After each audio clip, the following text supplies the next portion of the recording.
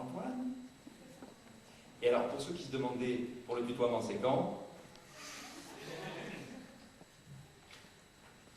Bonjour à tous.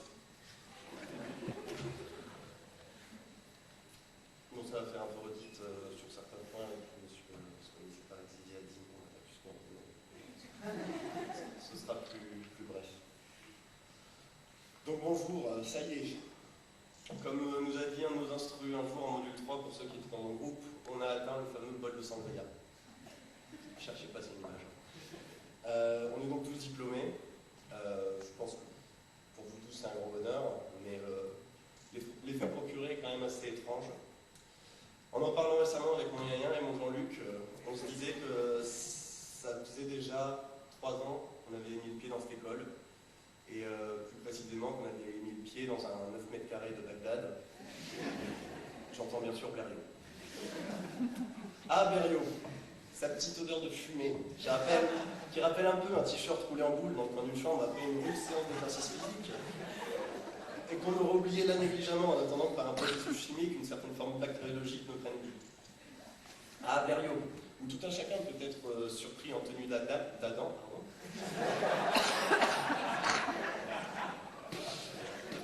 par une femme de ménage matinale, nous regardons dans ses coutumes, un groupe social si maniéré que le nôtre, qu'il exige que l'on frappe à sa porte avant d'y insérer un passe-partout. Ah, Blériot, qui voit régulièrement ses toilettes débordées,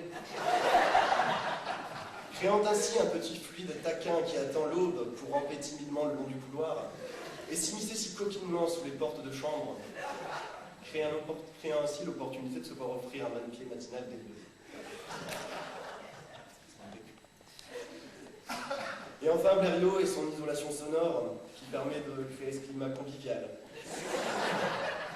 Cette atmosphère bon enfant à laquelle un voisin de palier potache participe activement en partageant à peu près les mêmes passions qu'un collégien de 14 ans armé de pétards, de bombes à eau et de pistolets de cow-boy. Tout cela bien sûr sans oublier les plus originaux d'entre nous qui soit profitent de leur passage sous la douche, avec ou sans douche, pour déguster un jambon bien frais, bien fait, arrivé à maturation. Ou encore, dans les originaux, il y a aussi les autres qui décident d'améliorer leurs aptitudes d'acrobates le bon matin, en escaladant les portes de toilettes dont le verrou, se sentant d'une humeur badine, s'était bravement bloqué. Bref, la vie à Blériot, qui s'y allait conçue, sans l'idée de partager le moindre détail de la vie de son voisinage, est à peu près aussi absurde que l'idée d'un poisson sans bicyclette. Mais qu'aurait été le premier module à l'ENAC sans cette promiscuité qui a fait de nous une promotion si soudée? Quand je me surprends à repenser à ce premier module, une nostalgie certaine m'habite. Tant de choses se sont produites depuis. Je pense que de tous les modules, le premier aura été le plus caractéristique de la vie d'étudiant en école d'ingénieur. Sur l'ensemble de la formation, quelques péripéties se sont produites, bien entendu. Certains examens ont dû être reprogrammés, vous devez vous en souvenir. Quelques caractères conflictuels se sont rencontrés. Et certaines personnes nouvelles sont arrivées, je pense à Alena, et d'autres ont dû nous quitter. J'aimerais par ailleurs ouvrir une parenthèse, afin que nous ayons tous une pensée pour Scarlett Bourris, Cyril Desvergès et Charles Franzoni, qui de haute force ont dû quitter la promotion, et quelles qu'en furent les raisons, je leur souhaite à tous une grande réussite dans la vie professionnelle. Donc cependant, on a eu aussi le privilège de recevoir ici à l'ENAC une formation d'une grande qualité qui nous est enviée par de nombreux acteurs aéronautiques ou pas à travers le monde. Inspecteur des études, professeur de l'ERSA, et si j'ose dire notre père à tous. Monsieur Philippe Notrine.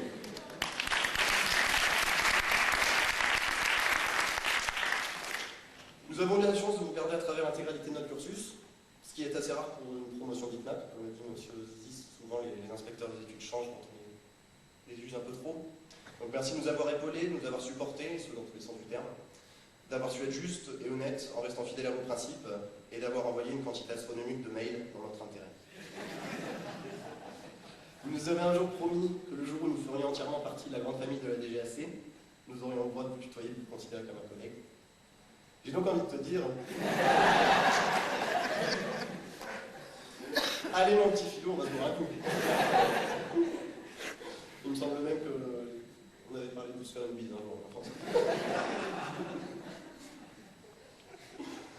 Parmi les autres personnages clés, j'ai envie de dire et de citer Maître Herman, avocat de l'ENAC qui nous dispensait des cours de droit d'une grande pertinence et qui s'apparentait plus à des leçons de la vie. Je pèse mes mots. Ces cours ont-ils été bénéfiques à l'ensemble de la promotion? La réponse est oui. Monsieur Jean Beza, donc une crème d'homme qui officiait en tant que professeur de TU Avion, cet irréductible qui résiste encore et toujours à l'envahisseur nommé PowerPoint. Petite parenthèse d'ailleurs pour les utilisateurs de Facebook, il existe un groupe pour que Jean Beza puisse continuer à faire son groupe sans PowerPoint. Donc je vous enjoins tous à rejoindre ce groupe, si ce n'est pas déjà fait. Et donc merci à Jean Beza qui prouve chaque jour qu'un cours n'a pas besoin d'un support pédagogique électronique pour être passionnant. Donc où en sommes-nous maintenant? En regardant les photos du trombinoscope il n'y a pas longtemps, on se faisait la réflexion du changement physique que nous avions subi en seulement 3 ans.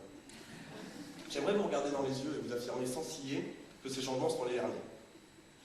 Malheureusement, je pense que nous n'avons pas fini d'en découdre avec le poids des années qui s'accumule sur nos frêles épaules déjà voûtées par les intempéries de notre courte vie et que j'entends tous les jours craquer en protestation de cette vedette ventripotente qui sagement et inexorablement se fait de moins en moins discrète.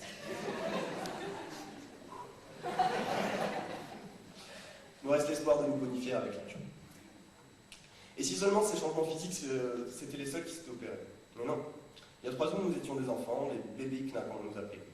Aujourd'hui, je regarde 29 titulaires de la fonction publique et qui comprennent au moins un homme marié, un futur papa, des propriétaires fonciers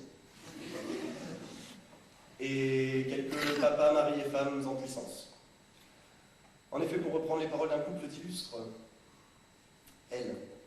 Maintenant que les titulaires, il ne nous reste plus que la qualif. Lui, l'air livide et l'œil paniqué. Wow, comment ça, il ne nous reste que la qualif avant quoi? Certaines échéances ne peuvent être évitées, mon pauvre ami.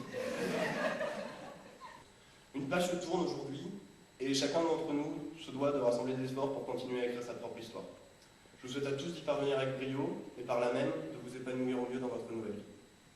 Pour conclure, je vais vous citer un poème qui est tout à fait propice dans le contexte qui nous réunit aujourd'hui. Veuillez pas laisser ce mouvement. Ça s'appelle Souhait aux aventuriers de la vie. Je vous souhaite des rêves fous à n'en plus finir et l'envie furieuse d'en réaliser quelques-uns. Je vous souhaite l'ardeur d'entreprendre afin de goûter aux joies de la réussite. Je vous souhaite de respecter les différences des autres parce que le mérite et la valeur de chacun sont souvent à découvrir. Je vous souhaite aussi d'adorer le soleil sans jamais dénigrer les jours de pluie car eux seuls donnent naissance aux arcs-en-ciel. Je vous souhaite enfin de ne jamais renoncer à l'aventure. Je vous souhaite surtout d'être vous. C'est Jacques Brel. Et enfin, un ultime bafouille, que vos journées soient longues et venues plaisantes. Je vous remercie.